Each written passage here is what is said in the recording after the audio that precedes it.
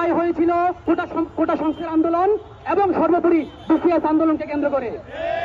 সেই বিসিএস এর ছেলেরা আজকে মাসের পর মাস রাস্তায় রাস্তায় মানুষের দুয়ারে দুয়ারে ঘুরছে, কিন্তু কোনো কাজের কোনো সমাধান হচ্ছে না। কেউ কোনো কথা বলছে না, সবাই সবার স্বার্থ মতো, সবাই সবার স্বার্থ নিয়ে ব্যস্ত। আজকে তার জুলাই যোদ্ধা আমাদের যে আপু, সুচি আপু, সে তার যে জুলাই যোদ্ধা হিসেবে খ্যাত, তার যে সার্টিফিকেট, তার যে অর্জন, সেই বৈষম্যের প্রতি রাগ করে, কষ্ট পেয়ে, দুঃখ করে সে আজকে এই বর্ণনা দিবে কেন আজকে সে এখানে উপস্থিত। এবং সবচেয়ে বড় টুইস্ট হচ্ছে, এই আমার হাতে যে জিনিসগুলো দেখতেছেন, সে নিজে বর্ণনা করবে এই জিনিসগুলো সে কি করতে যাচ্ছেন, কি করবেন। আমি অনুরোধ করব আপুকে সে তার এই বর্ণনা তুলে ধরার জন্য।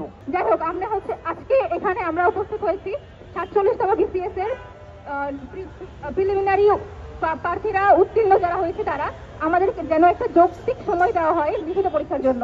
কেননা আপনারা জানবেন যে মাত্র 59 দিন সময় আমাদেরকে দেওয়া হয়েছে, তার মধ্যে একটা স্পেশাল বিসিএস ছিল। সেই স্পেশাল বিসিএস এর জন্য আমাদের আর 45 দিন সময় ছিল একটা বিসিএস এর লিখিত প্রিপারেশন নেওয়ার জন্য। আর লিখিত প্রিপারেশনের জন্য 45 দিন সময় কখনো কোনো অবস্থাতেই যথেষ্ট নয়। আমি একটু আগেও বিভিন্ন সংবাদ মাধ্যমে বলেছি যে আপনাদেরকে আমাদের ইচ্ছা মতো 6 মাস 1 বছর সময় দিতে হবে না। আপনারা একটা কমিটি করুন, আপনার সিলেবাস সম্পূর্ণ করতে কতদিন সময় লাগে আপনারা নিজেরা কমিটি করুন, তারপর আমাদেরকে সময় দিন, আমরা সেই সময়টা মেনে নিব। কিন্তু আপনার রোড ম্যাপ এই বছরের মধ্যে আপনি শেষ করবেন, এই জন্য আপনি আমাদের উপর চাপিয়ে দিবেন, এই কাজটা আপনারা করেন না। এই বৈষম্যটা আমরা মানব না।